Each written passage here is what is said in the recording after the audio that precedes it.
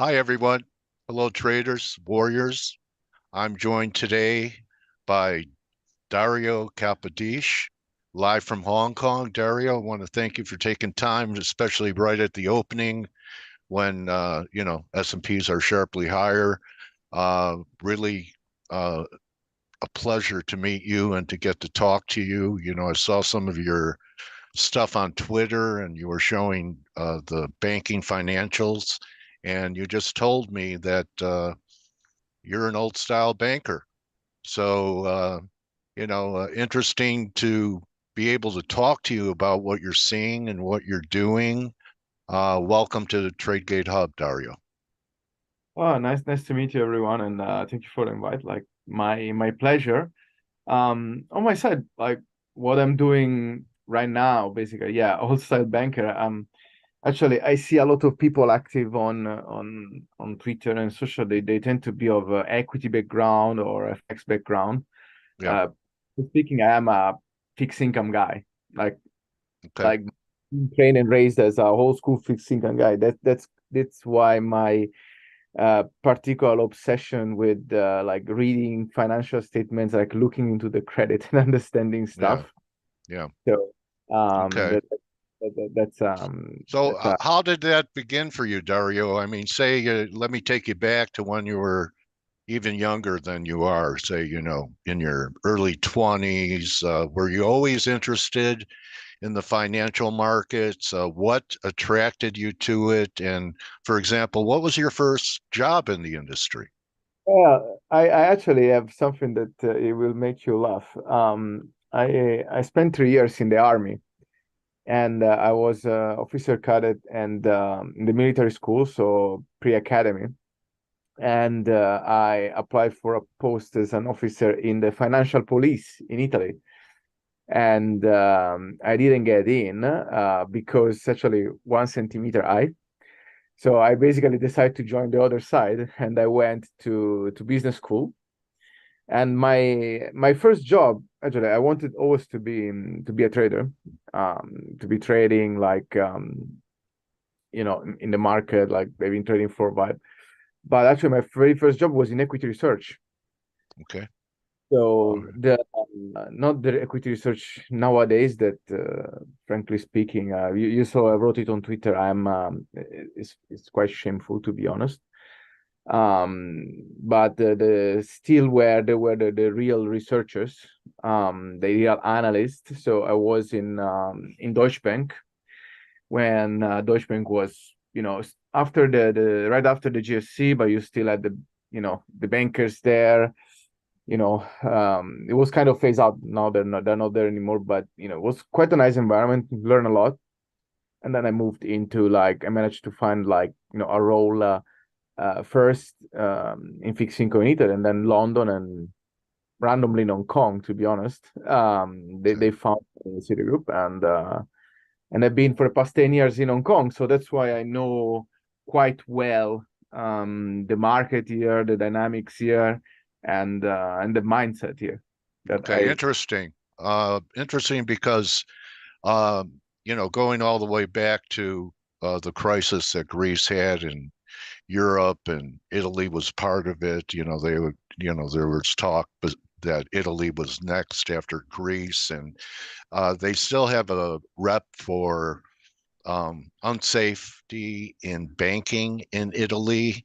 And I'm wondering if that was what attracted you to it. You saw maybe in the Italian banking system things that were not being represented to the public properly. no, like, I mean, you know, the thing is that actually I worked on the private side. So I was not like very typical trader. So I was trading like private placement and structured notes. So I was actually one of those people behind the Chinese wall. So, and in the years, I had to say, and I'm afraid I don't talk about this in detail, but I saw a lot of stuff. Okay, not illegal stuff, but let's say stuff that makes you wonder. And sometimes, like, they make you think a lot. and and this stuff were like some of them very close to the plumbing of the market, some of them very close like to corporates dynamics, so on and so forth. So now that frankly the company that I'm talking about and that I'm posting like things out there, SoftBank?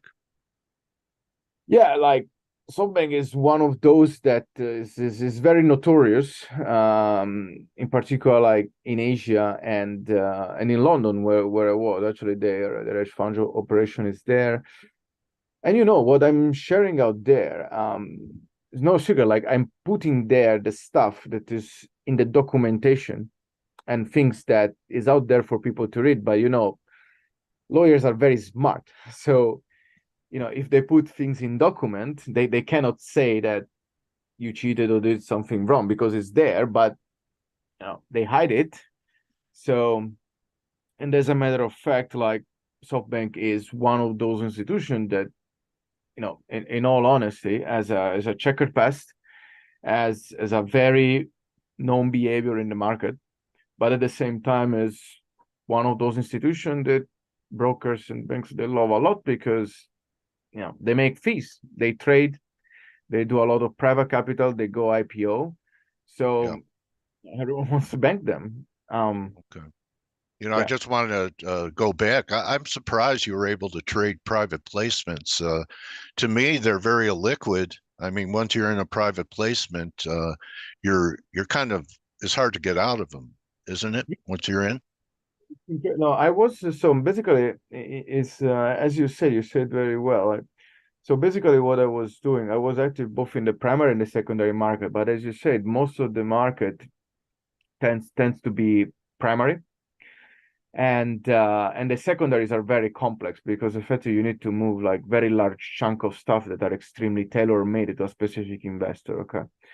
So the investors that go into the private placement market, that is, let's say 70% primary and 30% secondary to a certain extent, are huge, large institutions that Okay. want a specific assets to match their liabilities with the specific strategies that either they cannot find in the market, or if they go to the market for that amount of size, they will move the market to such a degree that it might even be moving against the market. And in the fixed income space, this private placement, the private market is actually a huge market in Okay. bonds and in particular, like between Asia and Europe. Like in US, the PB market is actually like is still have the same dynamic of the syndicated and public market. It's just like smaller issuers. Like Is that what people would call the shadow banking system? but to a certain, yeah, that's Yeah. actually what it is because effectively you have an insurance that wants to lend, you know, Okay. and effectively like insurance they have certain type of mandate, so the insurance cannot write a loan, but they can buy a project bond, they can buy a portfolio of repackaged loans into security, they can do a lot of other stuff, so or pension funds in the same way. So yeah, that's effectively what now is called, let's say, shadow banking to a certain Okay. extent. And Yeah. harder to find the problems in the shadow banking because they're not public. They don't have to disclose as much. And people think that that may be where the big problem lies, rather, even though we've had, a lot of smaller banks, the KRE, the Russell, that we've had to rescue, consolidate here. Do you think that the banking crisis in the US is contained, like some of our leaders are saying, like Yellen So, and Powell?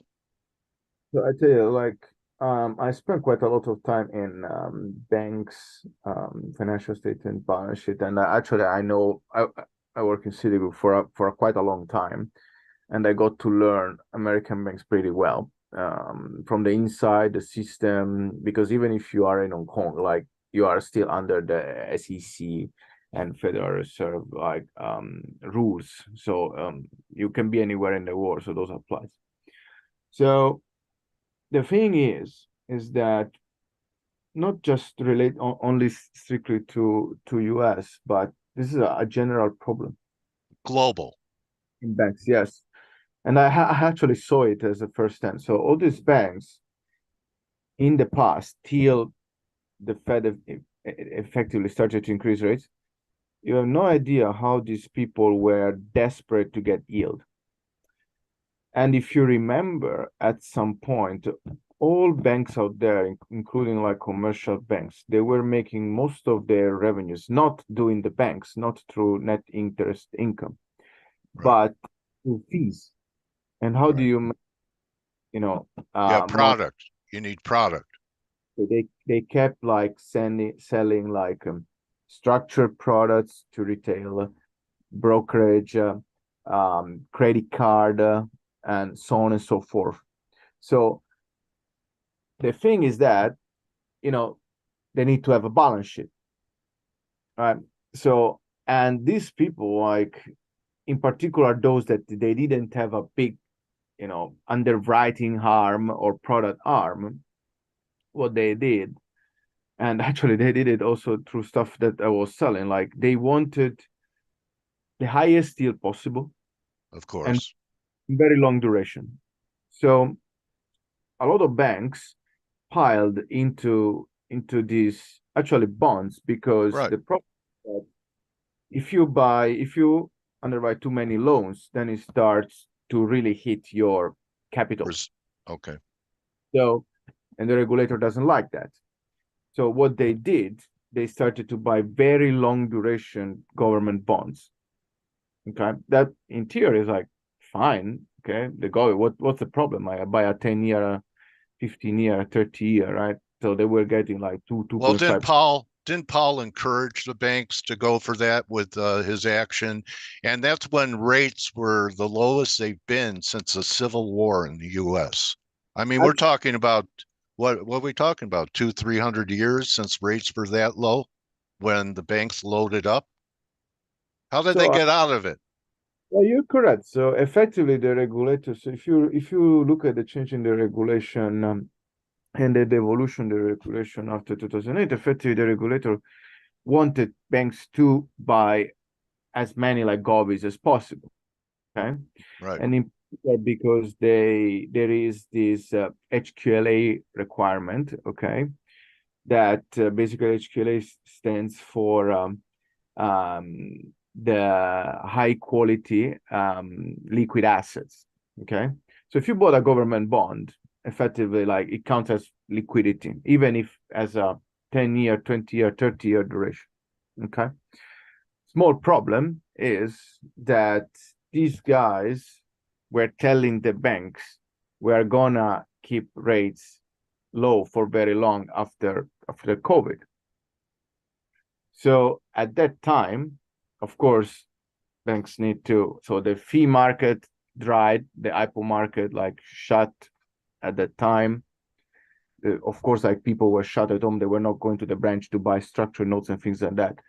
So what all these people did, effectively, they piled into Yeah. very long duration bonds because actually they expected something similar to what was going to be Japan. So very low rates, Yeah. even Like for 20 years, like Japan. So, do you think Paul gave them a heads up when he started his tightening regime and how dramatic in such a short period of time things could go? Because the bonds they bought, um, they've taken 50% principal hits, haven't they? yeah. So now the thing is, in my opinion, there has been, I don't know if a misunderstanding or a miscommunication between the market and the Federal Reserve. And it's something similar to what is happening right now. Okay. In a sense that the Federal Reserve was under a certain stance, and then Mandate. they Yeah. for a while that rates would have stayed low. Then inflation started to pick up. Okay. They changed the narrative. They started to say that they would have taken off the accommodation, and they didn't. They started to take off actually the QE first before increasing rates. But you know, market doesn't listen, okay? Because effectively, the inflation was still very low.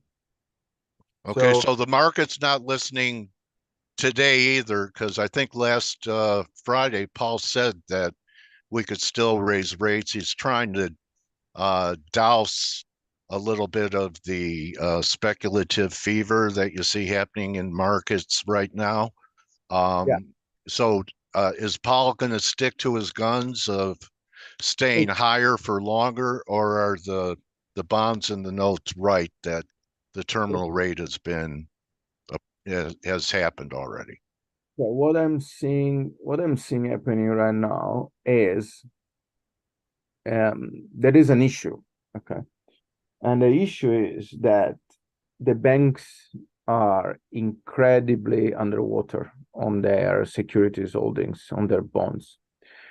And the second issue here is that next year there is a big, big debt refinancing, both in public debt, about $7 billion, $7 trillion, Trillion. sorry, $1 trillion, yeah, and about $2.4 trillion of corporate debt, without even considering the offshore debt. So at this current level, it's pretty much impossible to roll that debt. Like, a lot of companies cannot simply afford that. So they need so they're basically like pushing, they really need the Federal Reserve to push to cut rates. Okay. Okay. So there is an issue at the moment. And honestly, I'm looking at the markets right now. So, and the economy is not doing well at all. So in theory, you may even want to justify a rate cut.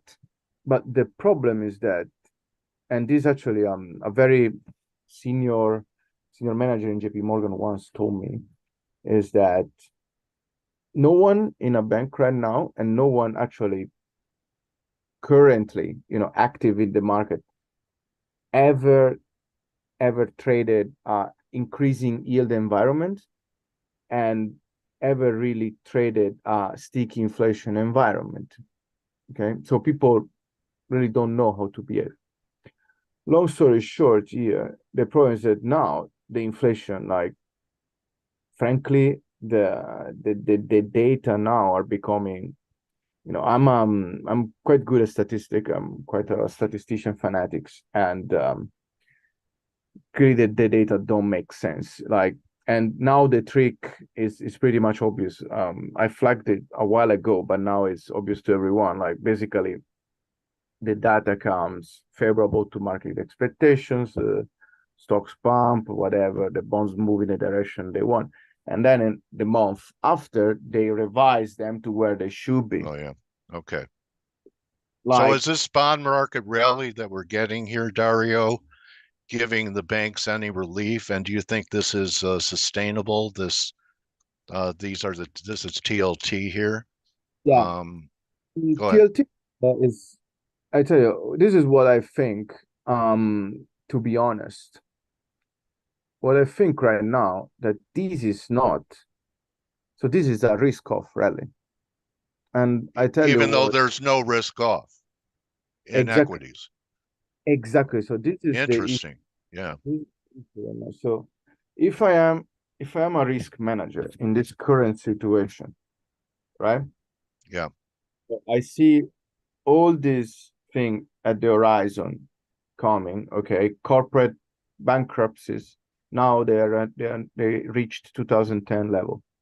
Then I have oil that is Under pressure. goes up, and now like it's below 70. Yeah. And usually oil starts to go down so much as quite an ominous sign. Right. Copper Yeah. too. I mean, copper's trying to recover, but industrial metals doesn't look great. You have, honestly, you have Asia, like the how things are disconnected nowadays between China, the second economy in the world, and US, that is the first economy in the world. is unbelievable. Like the two markets pretty much went on hand in hand for a while, and Yeah. actually China, because of the higher growth, had a higher beta compared to US. Okay, There's China. yeah. So right now, like I'm There's here. Baba. Yeah. Oh, Alibaba is Mama mia. People talk about that. But I put out the truth. But to conclude the topic, like if you are a risk manager in a large bank, let's imagine HSBC, that where your balance sheet is stuffed, Yeah. where you're not in a very good shape. Honestly, you need to go risk off. Okay. So you need to start reallocating, not necessarily for the yield, but for the risk. And frankly, this is what I did it personally myself. Like, and the paradox is that a lot of people that I know in banking right now, they are not in stocks, they are in T-bills or treasuries. It is quite of a paradox. And I wrote about that because actually this is what makes sense right now. And with the dividend yield of stocks at one something percent compared to, 4% if you like treasury, or 5.5% if you like bills, that simply, you know, doesn't make sense. So I do believe that this is actually a risk of rally. So someone is de-risking inside his portfolio. There are yesterday there have been like pretty much significant tensions in the repo market. Like the Okay. SOFR rate snapped 9 basis points. So that's a very, very big gap to a rate that is supposed to be overnight and collateralized by Fed funds. So that's not supposed to happen. It means there is something really wrong going on. And like stocks, I'm looking right now, S&P and Nasdaq like are up 0.3. The Russell keeps squeezing. Like, what's going on with stocks? It's it's something that I don't think people they grasp too much, because in fixed income market we know very well what liquidity means, right? Right. If you move a bond or whatever, you need to find a bid, you find liquidity, otherwise you start swinging things around. So what I see happening right now in stocks is actually liquidity is drying, and here Drying up. in Hong Kong in particular, we can see what happened when liquidity gets to levels that are extremely low. Okay. Basically, cannot get So, out. so you're saying that it's hyper-financialization that's kept the markets up. Yeah, That they, everyone. right? I just want to ask you before we wrap bonds is, we had that treasury rally, but corporates have outperformed. And what has surprised me the last year, and you're a bond guy, maybe you could explain it to me. High yield never sold off like treasuries. It's almost like the flight to quality was in the high yield market. Can you explain that to me?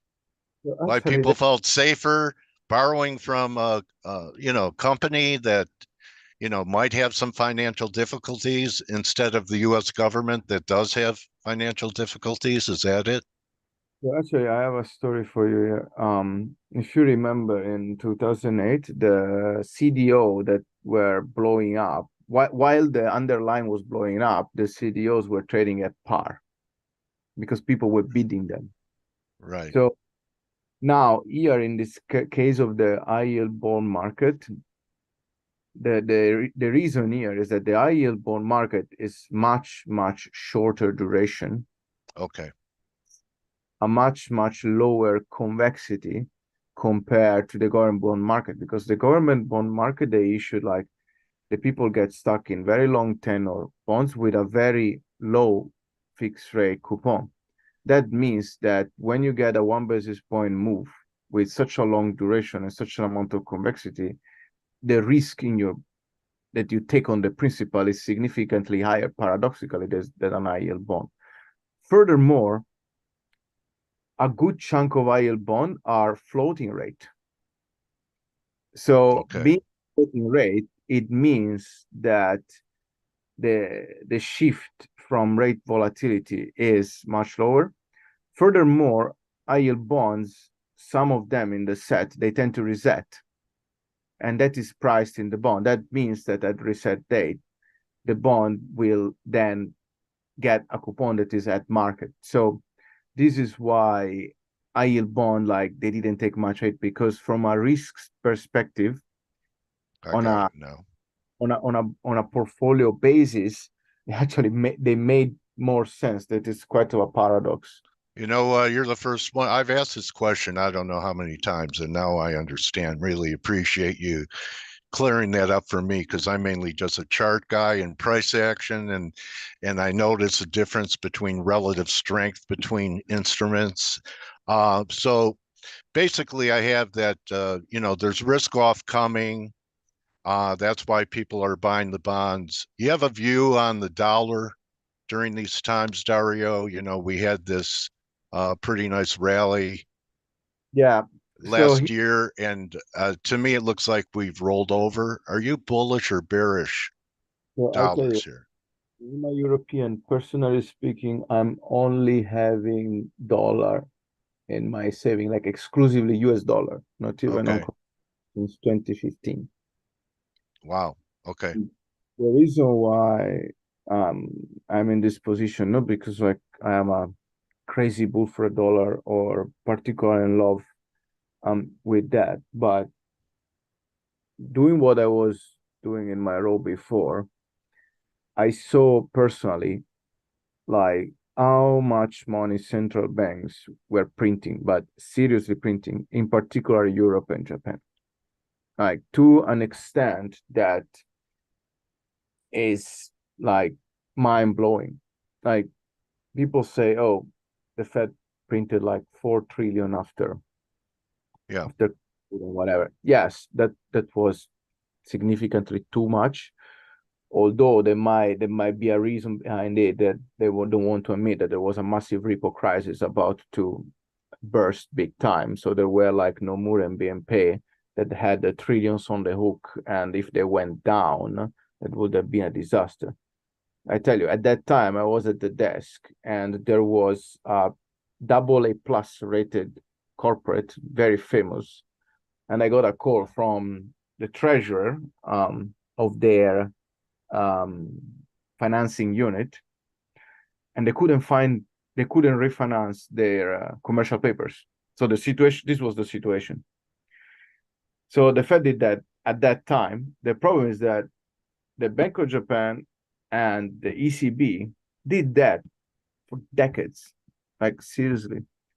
So, I mean, I strongly believe people don't understand Japan. And as a matter of fact, in July, I wrote about this. When they say, "Oh, we're going to increase rate, the yen is going to strengthen a lot," I wrote immediately, "No, that the yen is going to go down a lot from How about here." now? Is it still going to go down a lot, or have we peaked? I tell you, the yen is doomed. Like this thing in 5 to 10 years, unless something extremely dramatic happens. Okay. But if this thing is going to trade at 200 easily. Wow. The Okay. only reason why the yen is not doing so bad right now is because of all the carry trades out there. Right. To close the carry trades, they need to purchase the yen back. So Right. there is, let's say, under the surface, there is this kind of magnet that is keeping the yen from blowing off. Although there is an issue right now, is that those trades are deeply underwater. And the Bank of Japan is now, like even today, I was like, these people, I don't know what the hell are trying to do, but perhaps they don't understand the principle of liquidity trap. And as a matter of fact, these guys now talking about raising rates and whatever. When you have so much debt Yeah. outstanding, if you increase rate, you need to print even more money to pay the interest on that debt.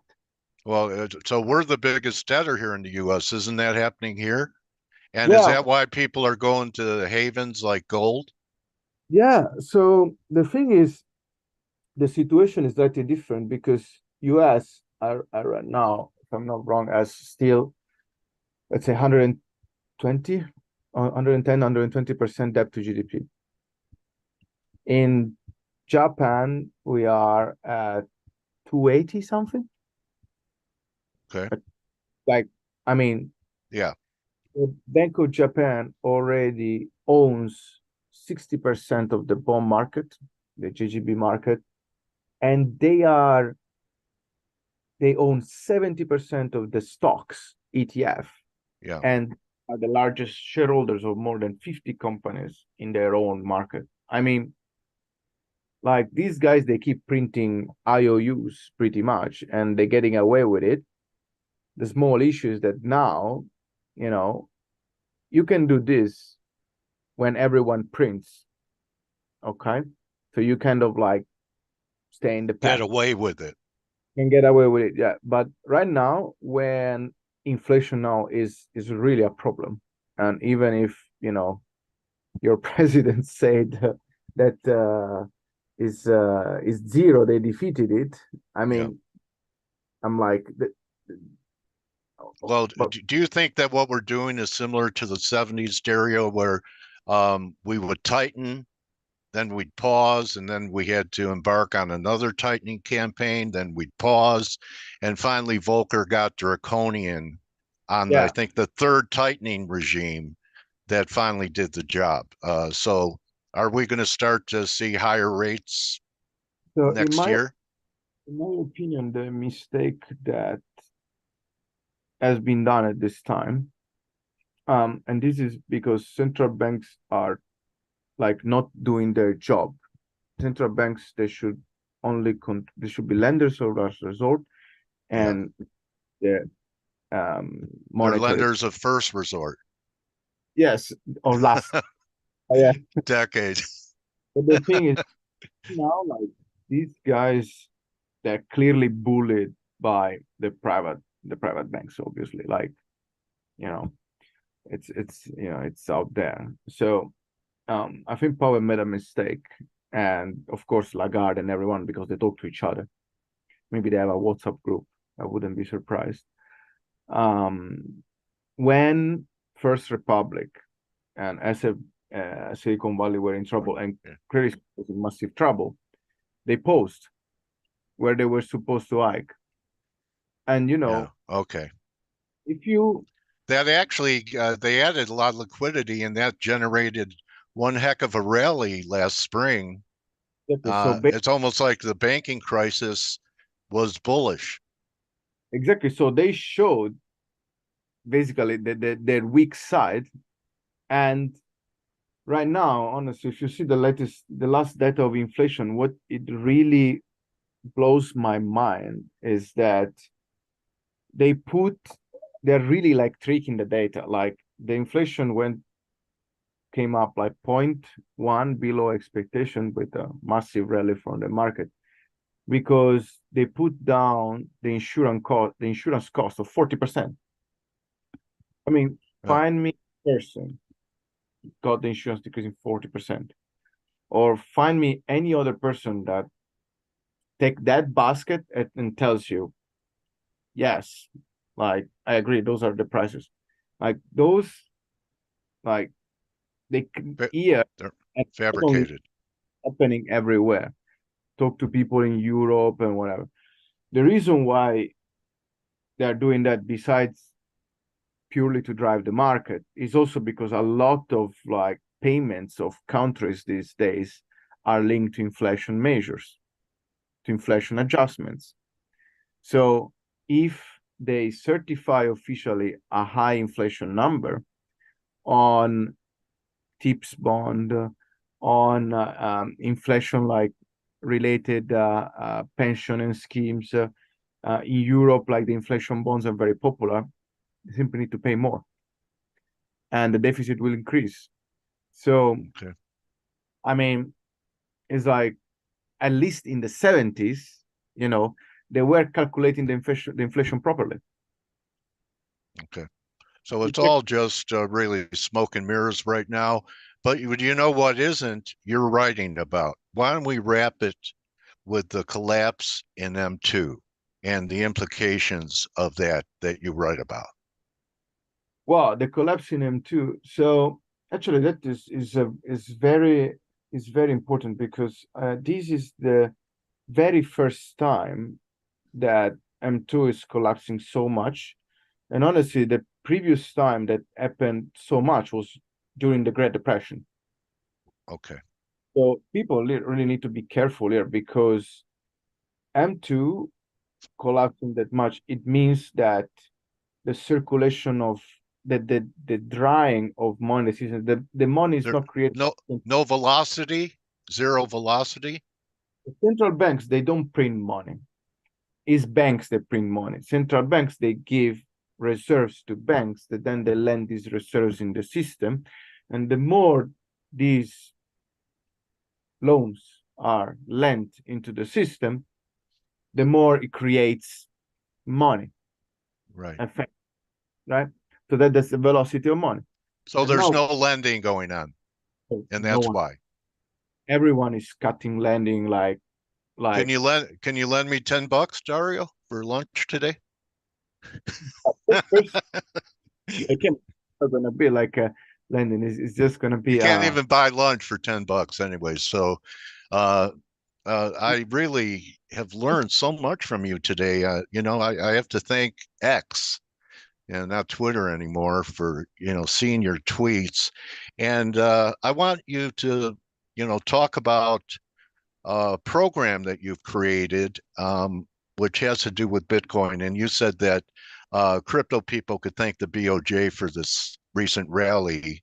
But why don't you tell us about what you've developed as far as in the crypto space for people being able to generate income off their crypto? And wasn't that what happened with the firm that went bad? That they must not have been doing it right, but they were taking in crypto and giving yields on the crypto to people, right. absorbent yields. Yeah, that was Terra Luna, yes. So Okay. actually, tell you where I'm coming from. Um, I have a strong view. In the same way, internet merged with the financial system to the point that people cannot even conceive the two being distinct anymore. And nowadays, if you think about it, if a person leaves his home without his phone, or his phone doesn't have Wi-Fi or internet connection, they start panicking. Yeah. Internet, it became so embedded in life. The blockchain, I usually prefer to use the term blockchain rather than crypto because crypto can be used a bit to mean everything, but There's a means, lot of fraud in crypto. there is in banks as well, there is Yeah. everywhere. Okay. So human Yeah. You know behavior. what? The Italian financial police should have hired you, Dario. You're still, you know what? You're doing it on your own.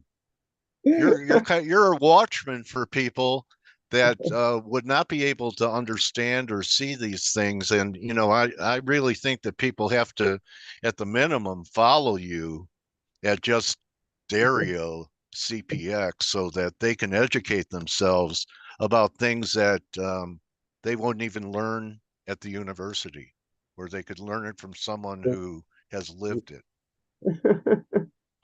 You learn on Yeah, the job many of yeah, this. yeah. It's Yeah, the best so knowledge. Yeah. what I'm so basically the blockchain, I like in banks, like the financial system these days works on Swift that has been Yeah. cons and didn't really develop that much since the 70s. Like it's insane. Like the clearing system, like the reporting system, like till few years ago, you cannot imagine this. Like in the internet was already a thing. We had powerful computer. In the European banking system, the back office is related to the various treasuries. At the end of the day, they had like print out a paper, and then they were gathering on a call and clearing the position in the target two system to see who owned and who had to receive money, like Yeah. manually. It's like prehistoric now. It's like it's unbelievable. So the banking system these days, they invest so much into like tech, and I never understood where do they invest to. I was in city, and this guy like was still using a software from the 90s and ticked like a wrong button and sent 1 billion to the hedge funds by mistake. I mean, Okay. so the Yeah. block is very powerful because it will be allow these people to effectively like finally update and come in the new century, and all this friction and useless cost that they have to run all this whole thing that they put together, the blockchain actually addresses that. So what they've been I worked into a company like a custodian, ex-trust, head of financing, and head of markets. And at the same time, I was advisor at Clearpool, and currently I'm co-founder. And we just closed the pre-seed fundraising, working on a new project. But I won't talk about that yet because I Okay. prefer And because there are that's called clear pools. Clearpool is already live since Yeah. we went live almost like actually 2 years ago. And Clearpool basically, what is Clearpool? Clearpool, in the way I like me and my partner design it, is the translation on the blockchain of the liquidity market nowadays in the money market system between financial institutions. And as a matter of fact, because the way we design it, so there is big finance behind that.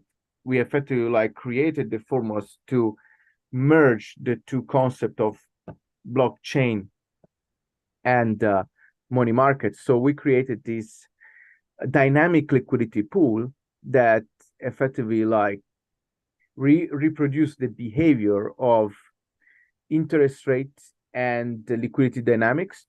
So they allow people to borrow and lend directly to an issuer, Okay. and this issuer in the same fashion of money market, like if they max out their line and they don't repay within a very tight schedule,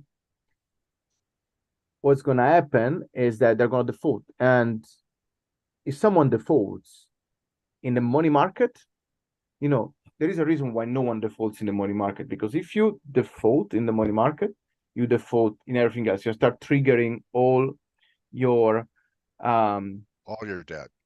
cross default clause. Yeah, so they're gonna call your debt. So that's why in the way we designed it, it worked perfectly through Luna, through FTX collapse, and frankly now is you know everything is gonna come on chain, and we're launching product because we are all like hardcore bankers. The product we're gonna launch, we didn't announce it yet, but let's say that we are doing things to cater, you know, to crypto, yes, but in reality to the blockchain, to harness the blockchain, both for digital native that they like it to call crypto, and both to traditional native that they might want to call it like infrastructure. Okay. So that's what we're doing there, and it's very exciting. And I honestly really believe in the technology. Okay. Like, there has been a Do lot you of own Bitcoin? Is it going to $1 million? well, I do, but because the reason why I own it is effectively is when you have a portfolio of assets, okay, Mhm. just saying something, oh, it's worthless, whatever. People say own gold. I own a little bit of gold too. But what is gold? Can you eat it? No. No. Can you carry it around easily? No. Cannot go around with a gold bar. Yeah. Can you use it for payments? No. gold is a unit of measure that people agreed upon because its characteristics are very hard to counterfeit Right. effectively. Okay. So they didn't have like a blockchain and things like 2,000 years ago. So gold was Right. was you know So deemed as a Bitcoin is gold 2.0 because so it's portable. in this Uh, yeah in the same way I see it is not like oh it's gonna to the moon or whatever. It's simply a unit of measure that is priced subject to effectively what type of value people assign to it. And this value is value that is recognized because it's liquid, it's portable, you can spend it, honestly, because people say, oh, you cannot pay in Bitcoin. It's not true. Because besides some like many people nowadays accept Bitcoin payments outright. In Switzerland, you can pay with Bitcoin. But frankly speaking, the systems are interconnected. So there are even like credit cards that you can pay with your Bitcoin balance and whatever. So there is a little bit of a ostrich behavior from a wide portion yeah. of people that, you know, I mean, I was myself like that like 6 years ago. And I really regret, to be honest. And then people say, oh, there is a lot of fraud and scam. And I'm like, and then my answer to them is like, do you know how many billions a year banks pay in fines for money laundering, for system failure, Yeah. for breach of conduct, so on and so forth? And I was like, I mean, that's human behavior. Like, unfortunately, there are people like that, but there are everywhere. So Okay. there are, and unfortunately, those people that go in the news, the people that try to do the good work, they may Yeah. be going later on. Everyone was thinking, was remembering the dot-com bubble as Yeah. the apex of the fraud. But the truth is that now everyone is investing in tech stocks. Why? Are they not fraud anymore? Yeah. I'm like, no, because the technology was sound. It's just simple people were not seeing it. I'm really so glad I invited you, Dario. I mean, we've got longer. You're the longest interview I've done in quite some time, and I could keep going. I could bring up CBDCs and things like that I'd want your opinion on, but I'm going to have to wait until we get back together again. Um, I'm grateful for your giving nature to share your hard earned knowledge that you went through, and I'm a fan. And now you're my trading warrior, brother. After Yeah, surviving an interview with me and letting me interrupt you for 45 minutes. oh, it was very pleasant actually. But I need to go to sleep soon, otherwise. All right, buddy. All right, so everyone follow Dario at just Dario CPX and learn, read, and listen and learn. Keep an open mind; it'll keep your account open, right, buddy? Yeah. Have a All good right, one. all right. Yes. Arrivederci. Bye. Ciao. Take it easy. Thank you, Dario.